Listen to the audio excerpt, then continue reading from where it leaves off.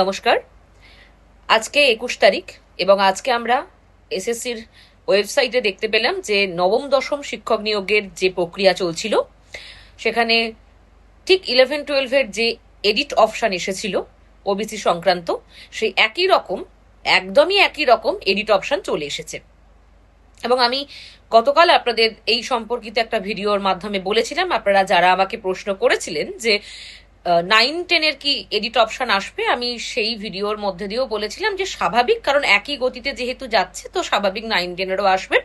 এবং গ্রুপ সিডির রেজাল্টও এইরকম 66টি সম্প্রদায় ওবিসি এবং তার সাথে 7% সংরক্ষণের হার নিয়েই রোস্টার হতে হবে এবং রেজাল্ট আউট হবে। এবার একটা বিষয় যে আজকে আমরা দেখতে পাচ্ছি যে ওবিসির যে এডিট অপশন, অর্থাৎ সাব ক্যাটেগরি এডিট করা, সেই অপশন এসে গেছে।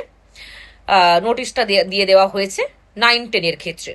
এবার যেই নোটিশটি পাবলিশ হয়েছে 3-4 ঘন্টা আগে, তারপরেই আপনারা জিজ্ঞেস করছিলেন যে তাহলে কি 9-10-এরও 11-12-এর মতো আপনি যেরকম বলেছিলেন যে অনেকে সুযোগ পেতে চলেছে, তাহলে কি 9-10-এরও অনেকে সুযোগ পাবে, এবং যদি পায় তাহলে কারা পাবে?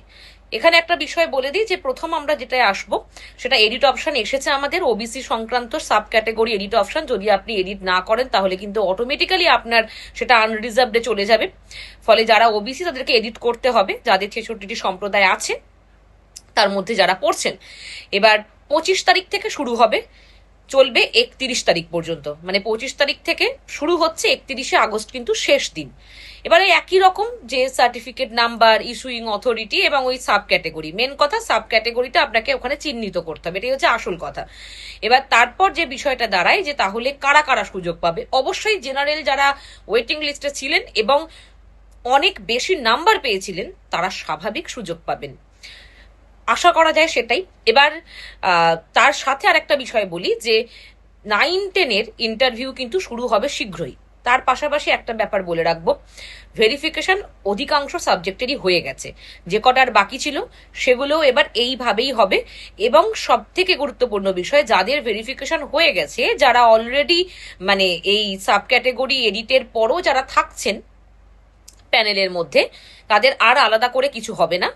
এবার যাদের হয়নি, নতুন তারা যুক্ত হচ্ছেন বা নতুন যারা সুযোগ পাচ্ছেন, সেটা ওবিসি থেকে হতে পারে, সেটা জেনারেল থেকে হতে পারে, তারা কিন্তু তাদের শুধুমাত্র ভেরিফিকেশনটা হবে, আর যেটুকু বাকি আছে সেটুকু হবে। তাহলে এটা আমরা বুঝতে পারছি যে ইন্টারভিউ কিন্তু আমাদের শীঘ্রই হতে চলেছে, ইন্টারভিউ আমাদের সামনেই আছে। এবং যারা খুব ভালো নাম্বার পেয়েছিলেন, জেনারেল হয়েও সুযোগ পাননি, মানে একদমই বলা যায় যে 60-60 পেয়েছিলেন, 60-59 পেয়েছিলেন, এই সমস্ত যারা প্রার্থী ছিলেন, চাকরি প্রার্থী, তারা কিন্তু আবার সুযোগ পেতে চলেছেন বলে ধরে নেওয়া যাচ্ছে। এবং এই যে রেশিওটা ঠিক কতটা হতে চলেছে, কতজন সুযোগ পাবেন, এটা আমি আগামীকাল আপনাদের সাথে বলবো, কারণ এটা বিষয়টা নিয়ে একটু কথা বলে নিয়ে এবং এইচএসসি সূত্রে খবরাখবর নিয়ে, শিক্ষা সেলের থেকে খবরাখবর নিয়ে আপনাদেরকে আমি জানাতে পারবো। আজকে সেটা আমি জানাতে পারছি না, দুঃখিত।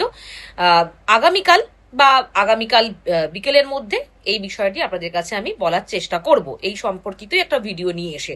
যে যেমন আমি 11-12-এ বলেছিলাম যে কতজন নতুন প্রার্থী চাকরি পাচ্ছেন, তেমনি চেষ্টা করব যে 9-10-এর ক্ষেত্রে কতজন নতুন চাকরি পেতে, মানে সুযোগটা পেতে চলেছেন, সুযোগটা পেতে চলেছেন, বা আবার প্যানেলে নাম উঠতে পারে তাদের, তো সেটা আমি আগামীকাল আপনাদের কাছে বলবো।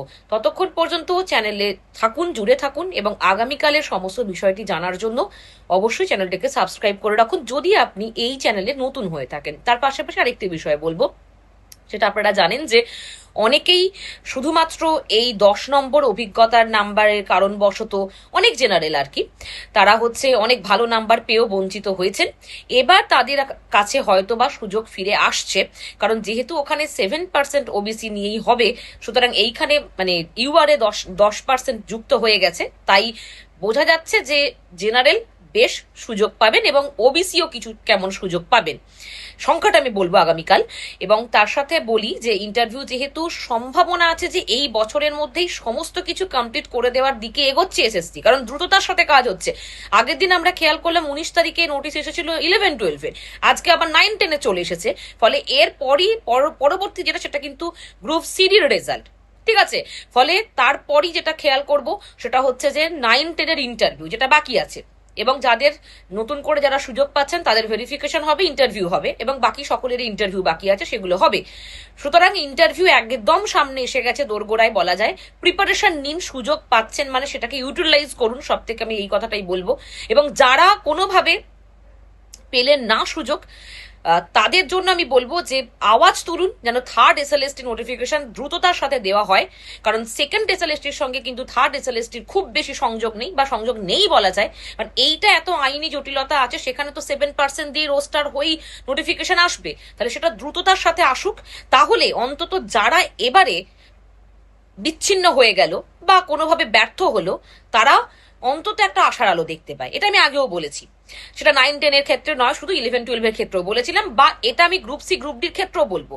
সুতরাং তাহলে সেদিকে যদি নোটিফিকেশন আসে, তাহলে ছাত্ররা বা শিক্ষার্থীরা বা চাকরি প্রার্থীরা নতুনভাবে সেদিকে আবার দেখে একটা আশার আলো দেখতে পাবে। ঠিক আছে, এবার এখন বিষয় আমাদের ইন্টারভিউর প্রস্তুতি নিতে হবে 9-10-এর। আর এই কারণেই আপনারা প্রত্যেকে জানেন যে বৈঠকি এডুকেশনাল ইনস্টিটিউশনের দমদম ব্রাঞ্চে কিন্তু এখন 9-10-এর ইন্টারভিউ প্রস্তুতি অফলাইনে করানো হচ্ছে প্রত্যেক রবিবার আপনাদের অফলাইনে ইন্টারভিউ থাকে। যারা অলরেডি করছেন তারা যদি আমার ভিডিওটা দেখেন, মানে যারা এই প্রস্তুতি পর্বে আছেন, যদি ভিডিওটা দেখেন, তারা জানেন যে সমস্ত অভিজ্ঞ ফ্যাকাল্টিজরা আসেন, এবং যারা হয়তো পূর্বে প্যানেলে থেকেছেন তারাও আসেন। যারা আপনারা নিয়মিত এই ইন্টারভিউ অংশগ্রহণ করেন, মানে এই মক ইন্টারভিউ, তারা যদি কেউ দেখে থাকেন অবশ্যই জানাবেন।